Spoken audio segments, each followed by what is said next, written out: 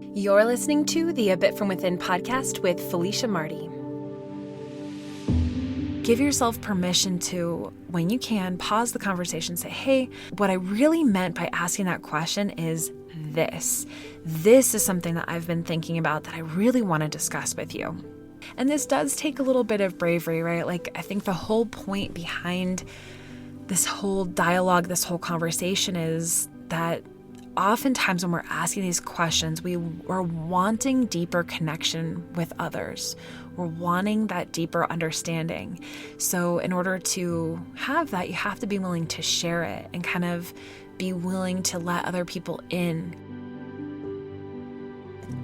Hello there, and thank you so much for joining me today for a new episode of the A Bit From Within podcast.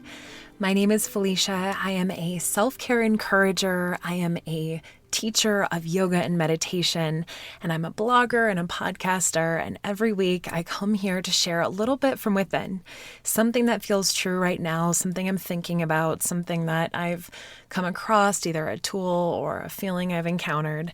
And I just share it with you in the hopes that it helps you to not feel so alone or gives you some inspiration too. So that is what we're doing here today. Right now I'm recording. It's the end of a very long Monday.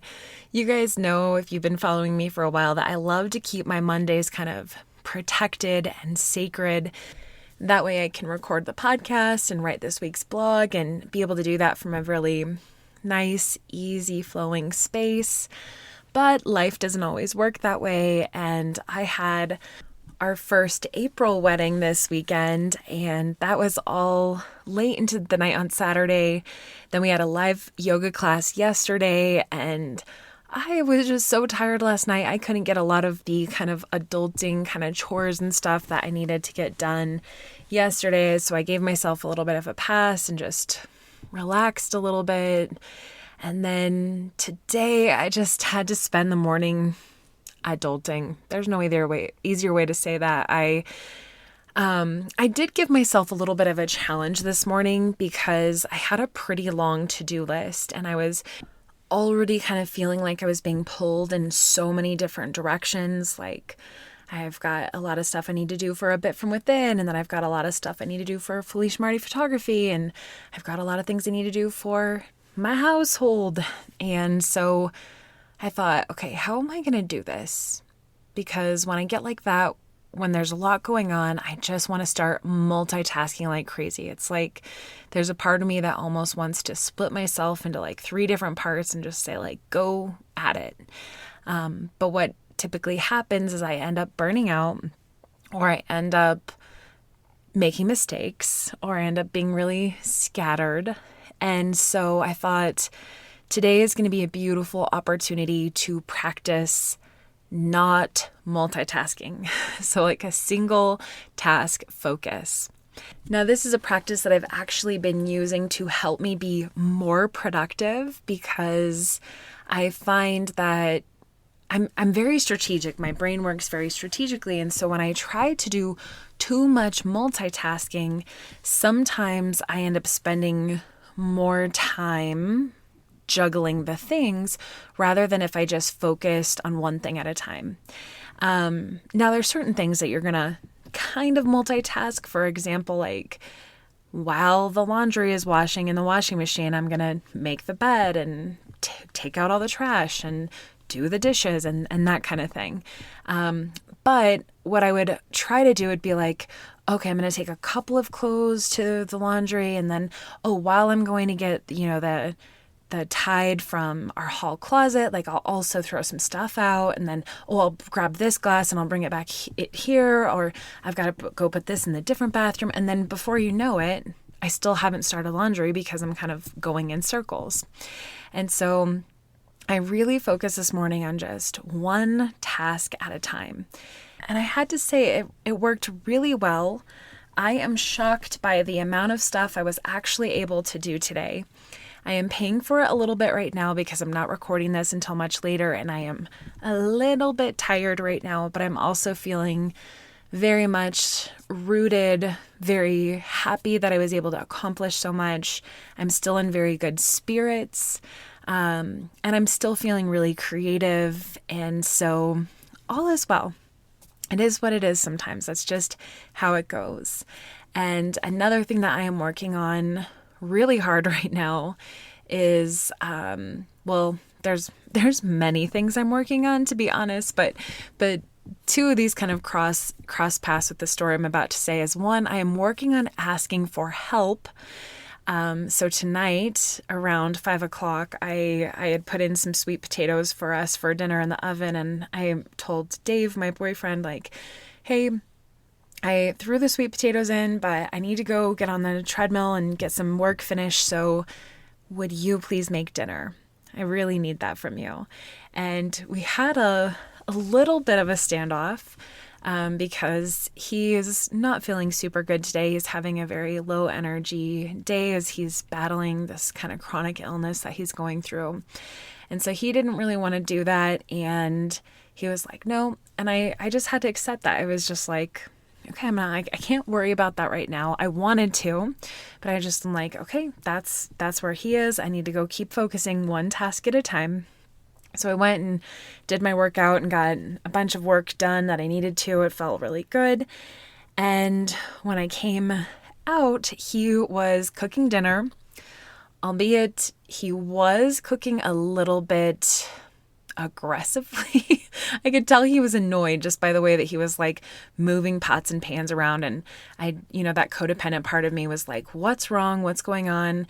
And then he was like, I'm annoyed. I didn't want to do this. And I'm like, well, I asked, but I also didn't force. And so this leads me to part 2 of what I'm working on, which is not taking it personally that he is having a moment.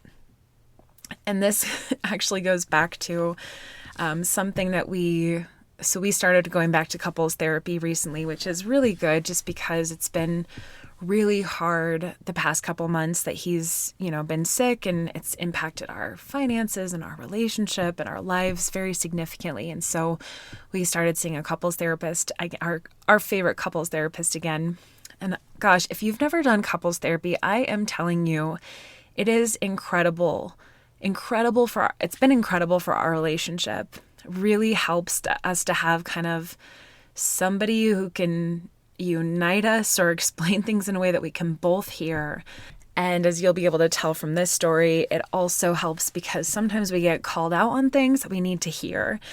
So last week we were in our therapy session. We were kind of going back and forth on this mundane issues, right? It's always the silly stuff. And our therapist kind of, he's listening, and then he's like, okay, I've just got to say it. He's like, there's not really a good therapist way to say this, but I'm going to say it like it is, which we're both absolutely fine with. We're both kind of straight shooters. It's like, say it how it is. And he says, you guys both just take everything so personally. You're so sensitive. And we all three just started laughing because it's so true. And honestly, it was such a big unlock that, after all the time that we've been in therapy and we've, been working on our relationship, just to have that pointed out is like, we each of us take things so personally, which is how we end up in these little fights all the time, or constantly having our feelings hurt or hurting each other because we're constantly taking things sensitively. And so we have this challenge, especially over the next couple weeks, just to try to not take things so personally. And so that's what I was practicing today when Dave was annoyed making dinner. And instead, I just went to that place of gratitude. Like, if he's going to cook, I'm going to stay grateful. I'm not going to... What I normally would have done is try to... one, like, make it better right away. Like, I'll do it. Don't cook. Like, I'll blah, blah, blah, whatever. Or I would have been like, gosh, look at you throwing a fit. Like, I cook all the time and like try to throw his face in it. And instead it was like, I just could see with a little bit of that space, like, if I don't take this personally, like, chances are this will just blow over and we'll be able to move on and still have a great night. And it doesn't have to be a thing. And it didn't become a thing. And I got to eat a delicious dinner. He actually always cooks especially in like meats like chicken or steak. He always cooks that better than I do. So got to enjoy a really nice chicken dinner, and we were able to connect over our meal, and I'm just feeling really grateful for that. So lots of good progress there. And it's funny to be thinking about the whole taking things personally thing, and just relationships in general. Relationships are so hard. Even when obviously so many of us are in relationships with people that we love so much, but sometimes it's just crazy how the person we love so much is also the person that just triggers the hell out of us and makes us crazy sometimes, and is presenting the most lessons that we can work through in our life. And this is always, relationships I think are kind of always on my mind. As one, I'm a wedding photographer, and so I work with couples all the time and get to see their relationships at weddings and get to see their siblings' relationships and their parents' relationships. It's just like relationships are all around me all the time there.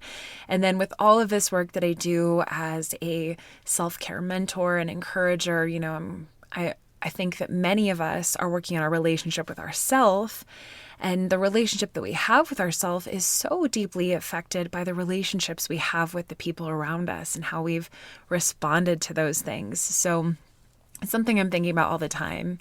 And this weekend in particular, I was thinking about the piece of advice that you hear often: don't go to bed angry. Have you been told that or heard that little gem of advice? Honestly, it's something I hear all the time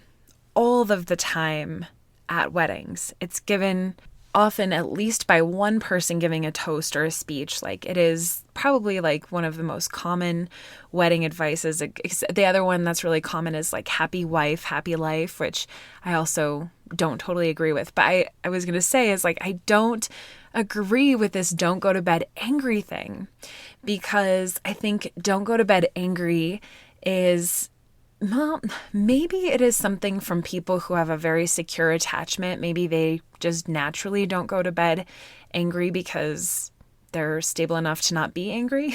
Maybe.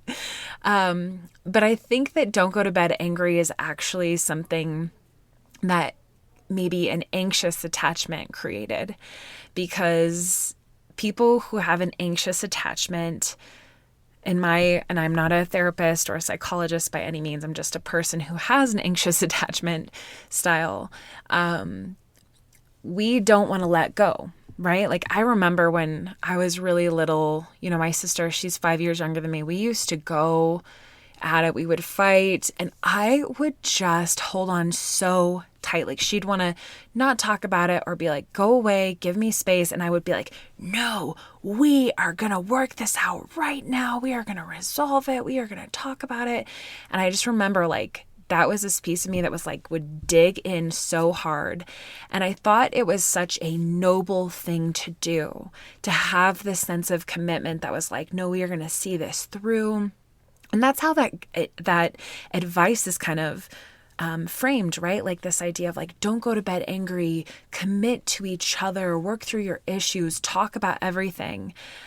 But why I don't think that is very good advice, and why I don't think it's very realistic, is that some things cannot be solved quickly.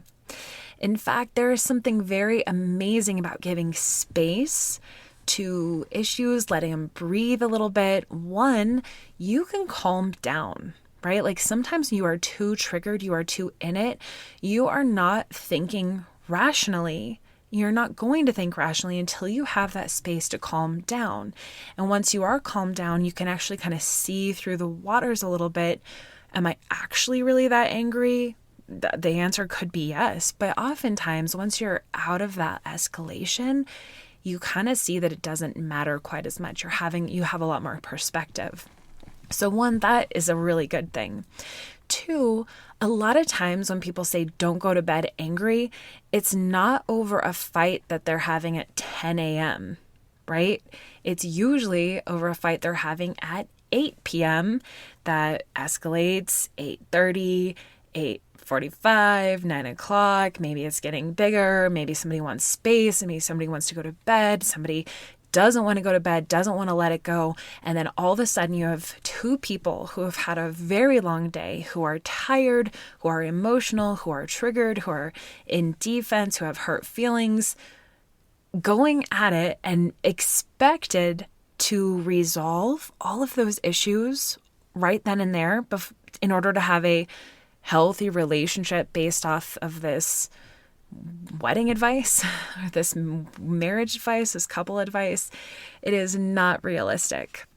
And so it's something I was thinking about earlier today that I thought I'd mention during today's episode, because the heart of today's episode, I am talking about asking better questions, specifically with our loved ones. And, I don't have any children at this point, so my closest examples in some of these questions would be like my partner, Dave, or even sometimes like the people that I work with, my teammates.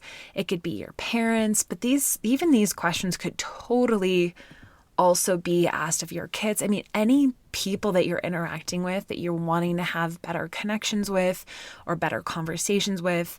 I'm going to be talking about just some ways to ask better questions, or to seek for more understanding, to have more context and kind of like the hidden meaning that can sometimes get lost because we're not asking very good questions. And that's nobody's fault. And I'll get into that more here in a little bit. But first, let's take a quick break, and then we'll go into our astro segment, kind of talk a little bit about what's happening astrologically right now. And then we'll get into the heart of today's episode. Okay, welcome back. So we are going to take a quick moment to talk about what the heck is happening astrologically right now. Well, this week in particular, we are leading up to our full moon, which happens on Saturday. This is going to be a full moon in Libra, as we are in Aries season right now, and Libra is Aries polar opposite. There's a lot of opposition that happens between these two, as they are sister signs. They are kind of on the same page, but they go about it very, very differently. Aries is a fire sign. That is the first sign of the zodiac. It is a sign that represents the self. Its keyword phrase is I am. It is also a sign that is very headstrong, very much a leader. It is kind of a pusher. It's going to make things happen. It is very impulsive. It does well with chaos. Aries is ruled by Mars, so there is even kind of a feeling of like going to war. It's a little bit of a warrior.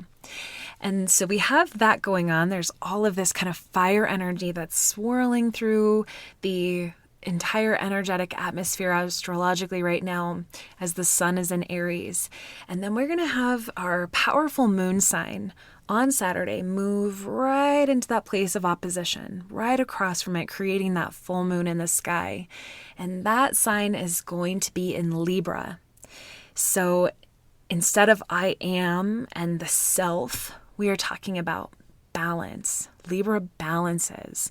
Libra creates harmony. Libra rules over relationships.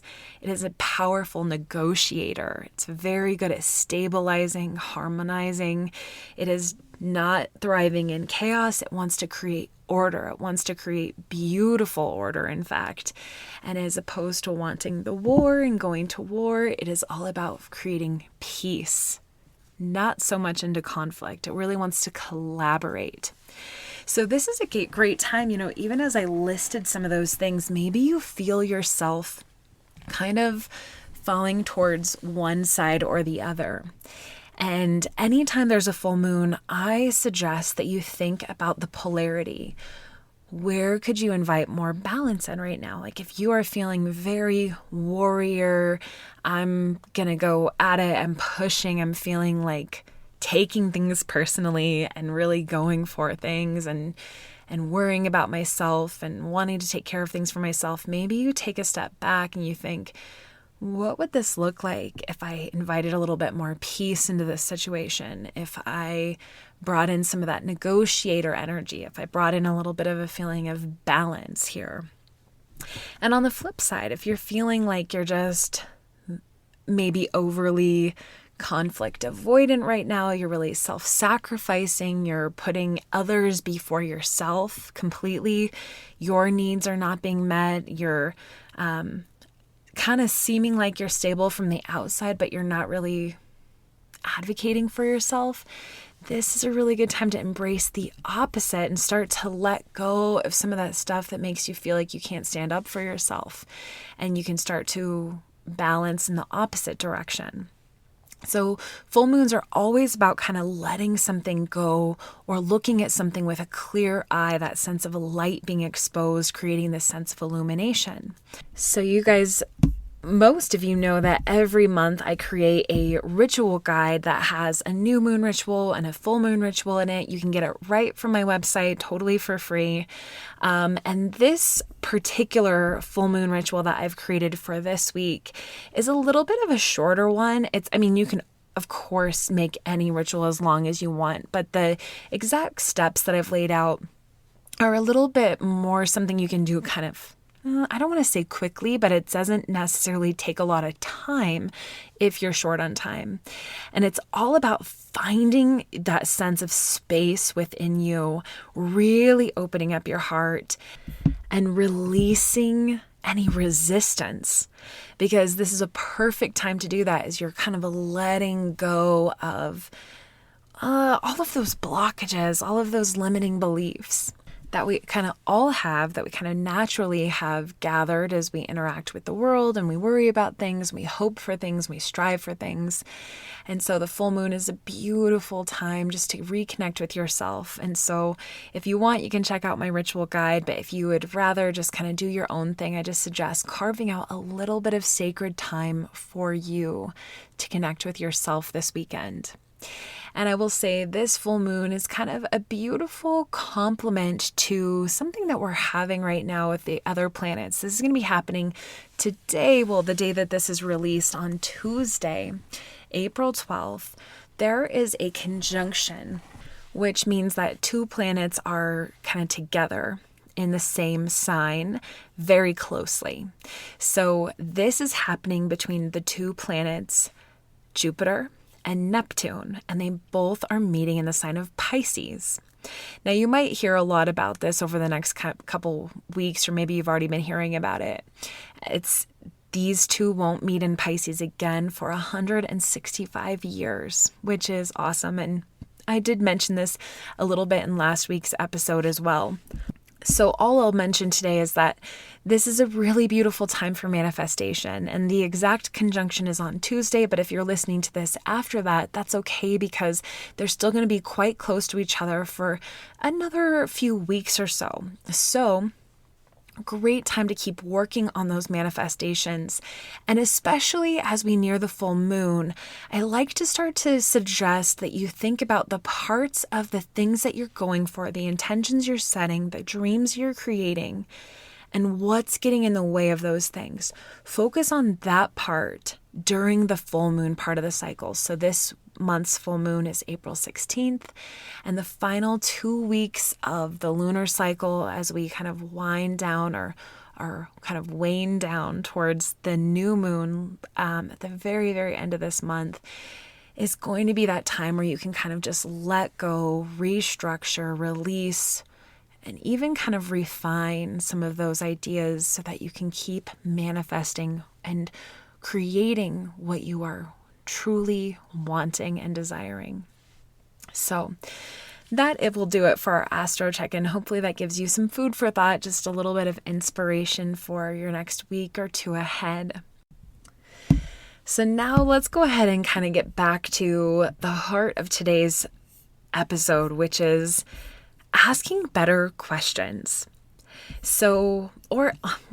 Honestly, it kind of goes both ways. This is asking better questions. It also falls into the bucket of meaning what you say.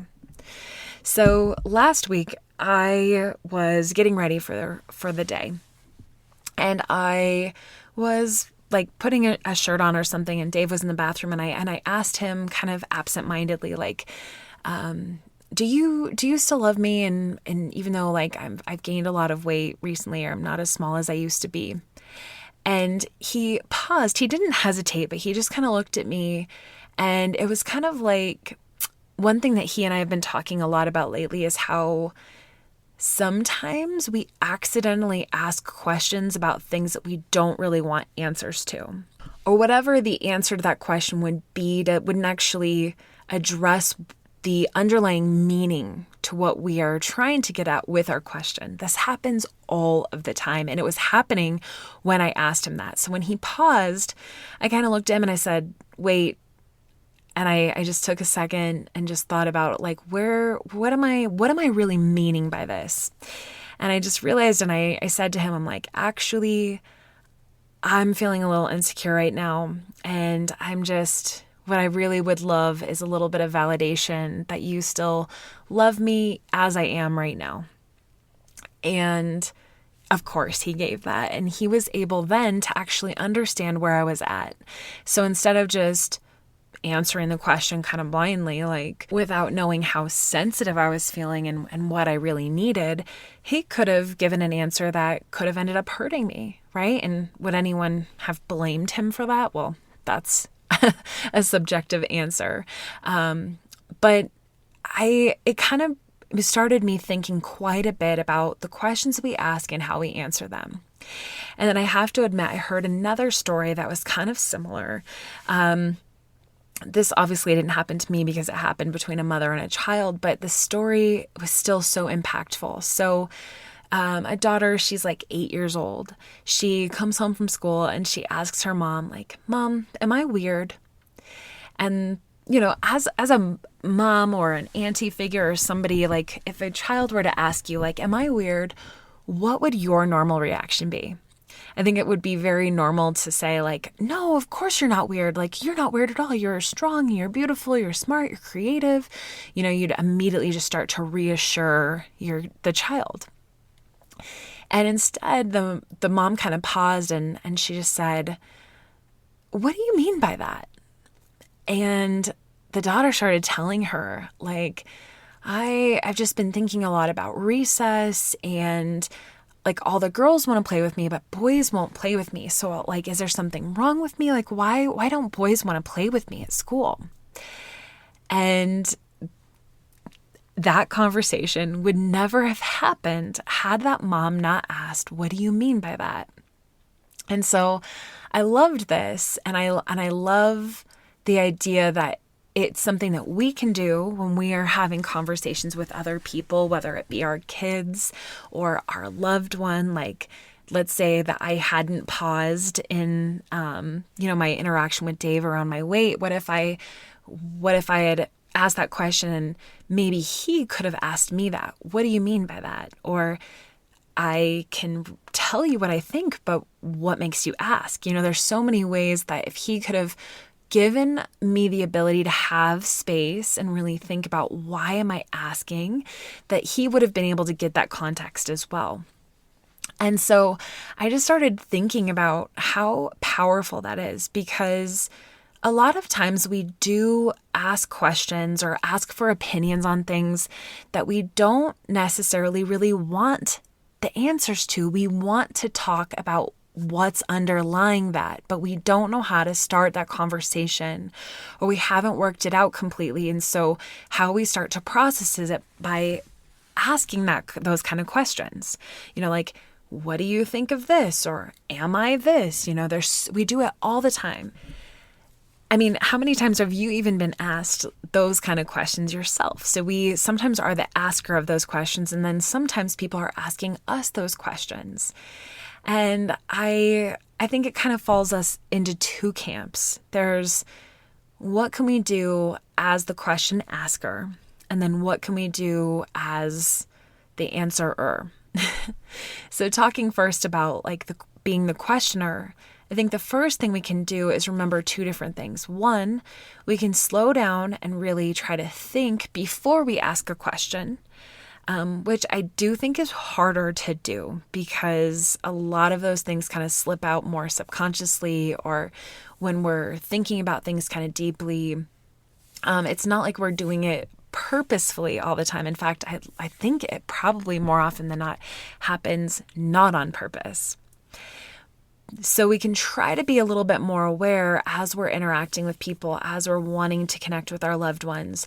What do I really mean? Or even what do I really want to talk about? Here's another example of that playing out that also happened between Dave and I this weekend. And it actually has to do with the whole advice thing around going to bed angry, like not going to bed angry.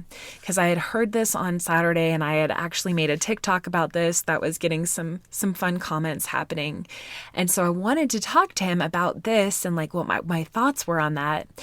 But instead of saying, hey, I heard this advice this weekend and blah, blah, blah, and start talking to him about it, instead, I decided and again, I wasn't doing this purposely, but I just thought, the best way to start this conversation will be to ask him, what does he think is wedding advice that he's heard that he doesn't agree with? And so I asked him that question, and then he gave me the answer. And then we ended up down this whole other like rabbit hole talking about all these other things that had to do with relationships. And there was things that started coming up that we both got triggered. And then I never even got the chance to tell him what I wanted to talk about because I kind of beat around the bush, right? Instead of just saying, hey, this is something that I've been thinking about, I want to talk about this, I decided to go in this kind of backwards way that, of course, he didn't know that. And I wasn't totally fully aware of it. I mean, obviously I knew what I wanted to talk about, but I thought I had to kind of creatively do it or ask the question or what. Maybe I was trying to control how it would unfold and it never works, right? So I really didn't mean, or I didn't really say what I meant. And so that is a really good example of how we can be more clear by just kind of taking that moment to say, what do I really want to talk about? And how can I talk about that super clearly? And some of that is a little bit of self-esteem work that has to be done from within as well. Like we have to give ourselves a little bit more confidence and encouragement to say like, it is okay to talk about things that you want to talk about. It is okay to bring these things up as a conversation, right? Like, I think that's something that I kind of struggle with. So that's the first thing. The second part of this for being the questioner is, again, with confidence, giving yourself permission that if a conversation starts to veer off track because you asked a question that somebody answered and like it starts to go this way, if you start to feel like you're losing the purpose, the meaning behind what you wanted to talk about, give yourself permission to, when you can, pause the conversation, say, hey, I think what I really meant by asking that question is this. This is something that I've been thinking about that I really want to discuss with you. By doing that, you're kind of reclaiming and getting more clear about what you're really trying to do. And this does take a little bit of bravery, right? Like, I think the whole point behind this whole dialogue, this whole conversation is that oftentimes when we're asking these questions, we're wanting deeper connection with others. We're wanting that deeper understanding. So in order to have that, you have to be willing to share it and kind of be willing to let other people in, share the context with them, share with them what's on your heart. So that's advice for the questioner. The second part is, how can we be a good listener as the answerer? And the reason that this one is a little bit hard is because, one, it's very natural when somebody asks us a question that we just answer it. So it may not seem very intuitive for you to take the kind of offering or suggestion that I'm going to give you, which is give space. Ask a question in return and be genuinely interested in finding out more of why they're asking. So a couple things you could do is you could say that exact same phrase that mom said. You could say, what do you mean by that? And this question is awesome because it really gives the person a chance to explain themselves, right? It gives also a chance for them to kind of think for a second, what do I mean by that? Because like I mentioned before, sometimes as the questioner, it just happens so fast, so automatically that there's not a lot of structured thought that goes into it, that being able to be asked that back can kind of give you that moment to bring the rest of the brain with you and say, oh yeah, this is why I asked that. You also get a lot more context that way, or a lot more hidden information that you maybe never would have gotten. Now, I could also see how that question could backfire. Let's say it's somebody, trying on an outfit, and somebody asks like, hey, how do I look in this? And if you said back like, well, what do you mean by that? It would almost seem like you're avoiding answering the question, and you don't want to always do that too. So you could confirm like, well, hey, I have a thought on that, but first I'd love to know, like, why are you asking me? Or like if in the example of trying something on, like, I'd love to share my opinion with you, but first, what do you think? Or do you have any concerns about it? And that way you're kind of getting a little bit more context. As a photographer, this is something that I think about a lot of the time, because sometimes I'll meet with a couple or I'll book a client that has had an engagement session previously, and they'll say things like, oh my gosh, just don't like our engagement pictures at all.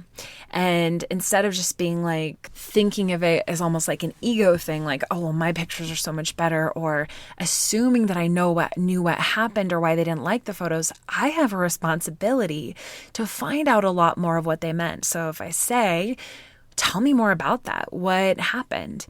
Sometimes what I'll uncover is that like they are very self-conscious about a certain part of their body or how they look in pictures that was never previously uncovered. Like it could be, I don't know, common things for a lot of us are like how our arms look, or a double chin, or a profile. Like sometimes people just don't like certain parts of themselves. And so when they say like, oh my gosh, I had a double chin in all of my pictures, or I just felt like I didn't look very flattering, then I know, okay, they really value how they look, or they're feeling really insecure about these things. I need to really make sure that I maximize that and look out for that when I'm taking their pictures.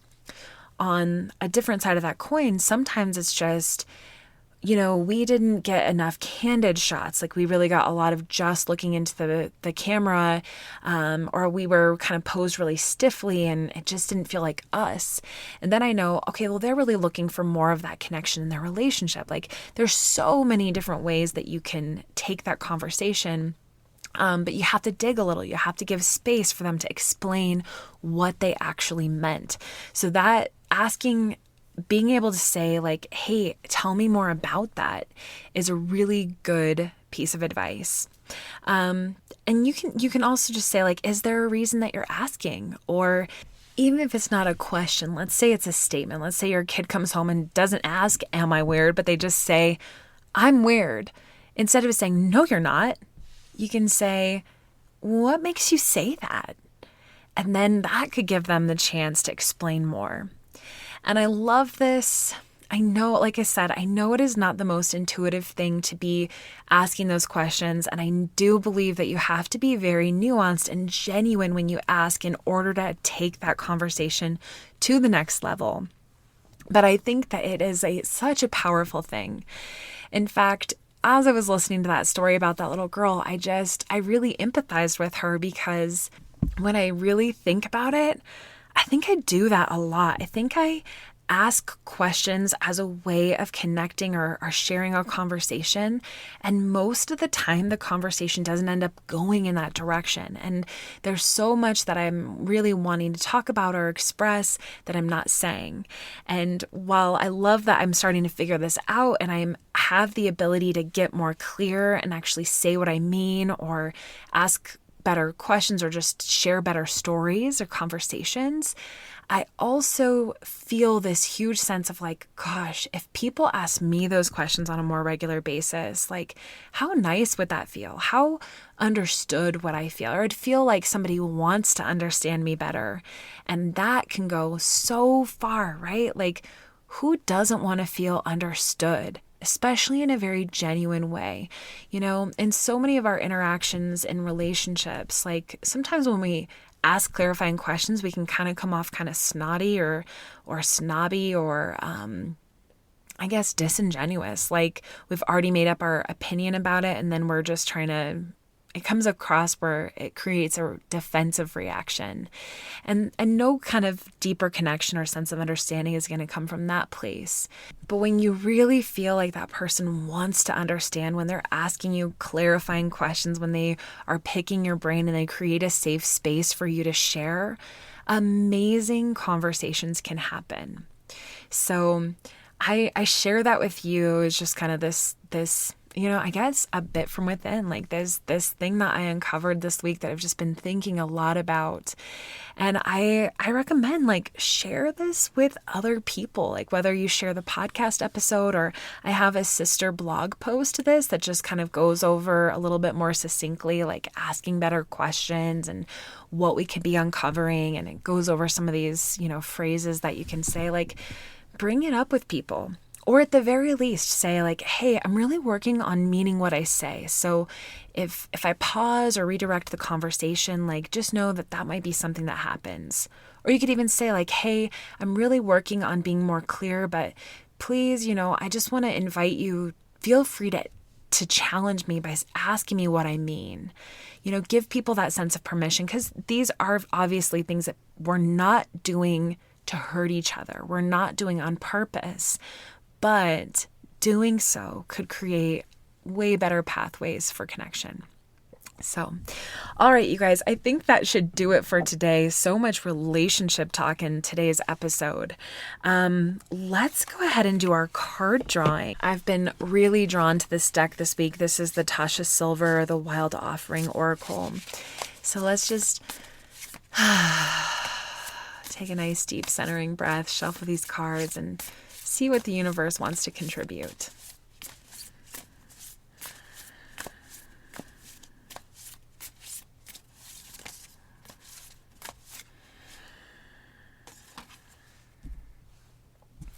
Patience. If you've tried forever to shift a problem, there's probably something to learn from embracing it. May I let this be for now. Help me relax and trust that every need will be met. Often change soon follows. Patience is one of those tricky words because we often either really love patient, we feel like we are patient, or we feel like we're totally impatient and it becomes this word that's like our nemesis. But I love the way that is phrased, just this idea of may I just let it be? What if patience is just synonymous with just letting it be? Just have patience, relax, and trust. Aren't those beautiful accompanying words for patience?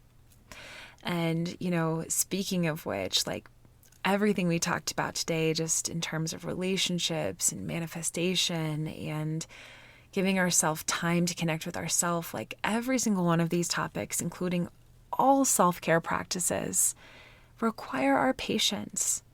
And it's something that most of us are not good at. Most of us are very afraid that we're not going to receive something. There's a lot of fear there that is accompanied by waiting. But patience doesn't have to be a bad thing. Waiting doesn't have to be a bad thing. May we let it be for now and trust that every need will be met. Oh, what a beautiful note to end today's episode on. And I will say, if you have made it this far, please know I would absolutely love it if you could go onto Apple Podcasts or Spotify or wherever you listen to podcasts and leave a high rating and review for what you've just heard.